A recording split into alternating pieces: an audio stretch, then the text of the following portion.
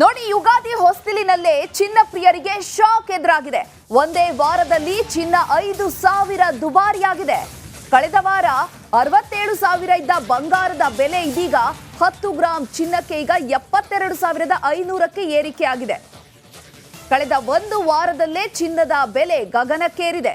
ಬರೋಬ್ಬರಿ ಇದೀಗ 5,000, ಒಂದೇ ವಾರದಲ್ಲಿ 5,000 ಬೆಲೆ ಏರಿಕೆಯಾಗಿದೆ. ಸದ್ಯಕ್ಕೆ 67,500 ರೂಪಾಯಿ ಇದೆ 110 ಗ್ರಾಂ ಚಿನ್ನಕ್ಕೆ.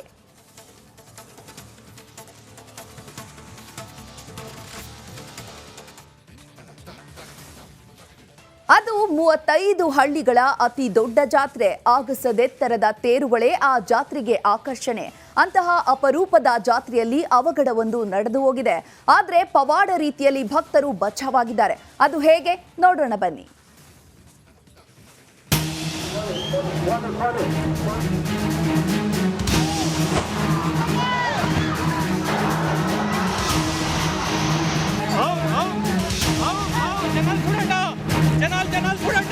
ಗಗನವನ್ನೇ ಚುಂಬಿಸುವ ರಂಗುಗಳಿಂದ ಚಿತ್ತಾರಗೊಂಡ ತೇರು, ಎತ್ತುಗಳ ಜೊತೆ ರಥ ಎಳೆಯುತ್ತಿರುವಂತಹ ಭಕ್ತರು ನೋಡ್ತಿದ್ದಂತೆ ಇಲ್ಲಿ ಸೀನ್ ಕಂಪ್ಲೀಟ್ ಚೇಂಜ್ ಆಗೋಯ್ತು.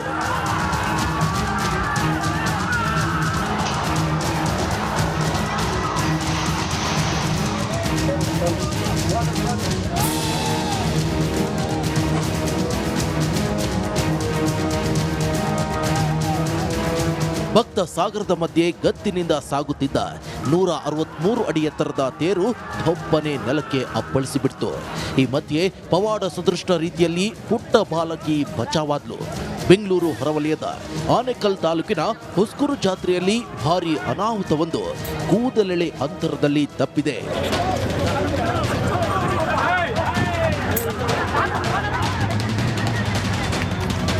ಹೌದು, 400 ವರ್ಷಗಳ ಇತಿಹಾಸವಿರುವ ಹುಸ್ಕೂರು ಜಾತ್ರೆಯಲ್ಲಿ ಈ ಬಾರಿ 7 ಗ್ರಾಮಗಳ ತೇರುಗಳು ಸಿಂಗಾರಗೊಂಡಿದ್ವು. ಎತ್ತುಗಳ ಮೂಲಕ ಸಿಂಗಾರಗೊಂಡು ಮಧುರಮ್ಮ ಜಾತ್ರೆಗೆ ಹೊರಟಿದ್ದ 163 ಅಡಿ ಎತ್ತರದ ತೇರು ನಿಯಂತ್ರಣ ತಪ್ಪಿ ನೆಲಕ್ಕೆ ಉರುಳಿದೆ. ತಾಯಿ ಮಧುರಮ್ಮ ದೇವಿಯ ಪವಾಡದಿಂದ ಭಕ್ತರಿಗೆ ಯಾವುದೇ ಸಾವು ನೋವು ಸಂಭವಿಸಿಲ್ಲ. 160 ಅಡಿ ಏನೋ ಮಾಡಿದ್ರು. ಅಲ್ಲಿ ಬರಬೇಕಾದ ಟರ್ನಿಂಗ್ ಅಲ್ಲಿ ಒಂದು ಕಾಲುವೆ ಇರೋದ್ರಿಂದ ಸ್ವಲ್ಪ ಬ್ಯಾಲೆನ್ಸ್ ಅಲ್ಲಿ ಏನಾಗಿದೆ, ಲೇಔಟ್ ಹೊಸದಾಗಿ ಮಾಡಿದ್ದಾರೆ, ಅಲ್ಲಿ ಯುಜಿಡಿ ಮಾಡಿದ್ದಾರೆ, ಅಲ್ಲಿ ಗೊತ್ತಾಗಿಲ್ಲ, ಅದು ಮಣ್ಣು ಮುಚ್ಚಿಬಿಟ್ಟಿದ್ದಾರೆ. ಅಲ್ಲಿ ಬಂದಾಗ ಸಹಜವಾಗಿ ಅದು ಅಷ್ಟು ದೊಡ್ಡ ತೇರಲ್ವಾ, ಸ್ವಲ್ಪ ಒಂದು ಮಿಸ್ಟೇಕ್ ಆಗಿ ಒಂದು ವೀಲ್ ಇದು ಮಾಡಿದಾಗ ಬ್ಯಾಲೆನ್ಸ್ ತಪ್ಪೋಗ್ಬಿಟ್ಟು ಅದೊಂದು ಆಗಿದೆ. ಅದು ಎಲ್ಲರೂ ಕೂಡ ಬೇಸರ, ಅದು ಆಗಬಾರ್ದಾಗಿತ್ತು, ಅದಾಗಿದೆ. ಇದರ ನಡುವೆ 150 ಅಡಿ ಎತ್ತರದ ದೊಡ್ಡ ನಾಗಮಂಗಲ ಗ್ರಾಮದ ತೇರು ಸೇರಿ 6 ತೇರುಗಳು ಜಾತ್ರೆಗೆ ಬಂದಿದ್ವು. ಅಸಂಖ್ಯಾತ ಭಕ್ತ ಸಮೂಹ ದೇವಿ ದರ್ಶನ ಪಡೆದು ಪುನೀತರಾದರು.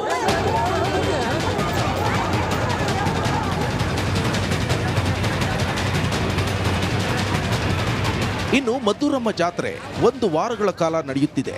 ಮೊದಲ ದಿನ ದೀಪಗಳ ಆರತಿ, ನಂತರ ಉತ್ಸವ, ಮಾರನೇ ದಿನ ನೆಂಟರಿಷ್ಟರಿಗೆ ಮಾಂಸದೂಟ, ಮರುದಿನ ತೇರುಗಳು ಜಾತ್ರೆ ನಡೆಯುತ್ತದೆ. ಈ ಜಾತ್ರೆಗೆ ಸುತ್ತಮುತ್ತಲಿನ ಹಳ್ಳಿಗಳು ಸೇರಿ ಲಕ್ಷಾಂತರ ಭಕ್ತರು ಬಂದು ಮಧುರಮ್ಮ ದರ್ಶನವನ್ನ ಪಡೆಯುತ್ತಾರೆ. ತಮ್ಮ ಕಷ್ಟ ಸುಖಗಳಿಗೆ ಭಕ್ತರು ಹರಕೆಯನ್ನ ಹೊತ್ಕೊಳ್ತಾರೆ. ರಾಯಚಂದ್ರನ ನೋಡಿದ್ರೆ ತುಂಬ ಹೆಮ್ಮೆ ಅನಿಸುತ್ತೆ. ಎಲ್ಲರೂ ದೇವ್ರನ್ನ ನಂಬ್ತೀವಿ, ಧೈರ್ಯ ಇರುತ್ತೆ, ಎಲ್ಲ ಶಕ್ತಿ ಇರುತ್ತೆ. ತುಂಬ ಶಕ್ತಿವಾದ ದೇವರು ಇವರು. ಪ್ರತಿ ವರ್ಷ ಮಾಡಿದ್ರೆ ತುಂಬ ಖುಷಿ ಆಗುತ್ತೆ. ಈಗಲೇ ಎಲ್ಲರೂ ಬಂದು ಕಲ್ಚರ್ನ ಫಾಲೋ ಮಾಡಬೇಕು ಅನಿಸುತ್ತೆ.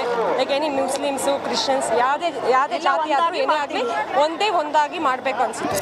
ಒಟ್ನಲ್ಲಿ ಪುರಾಣ ಪ್ರಸಿದ್ಧ ಹುಸ್ಕೂರು ಮಧುರಮ್ಮ ಜಾತ್ರೆಗೆ ಕಳಶಪ್ರಾಯವಾಗಿರುವಂತಹ ಗಗನಚುಂಬಿ ತೇರುಗಳನ್ನು ಭಕ್ತ ಸಮೂಹ ಕಣ್ತುಂಬಿಕೊಂಡು ಪುನೀತರಾಗಿದ್ದಾರೆ. ನವೀನ್ ಶೆಟ್ಟಿ, ಕೆರಾಡಿ, ರಿಪಬ್ಲಿಕ್ ಕನ್ನಡ, ಆನೇಕಲ್.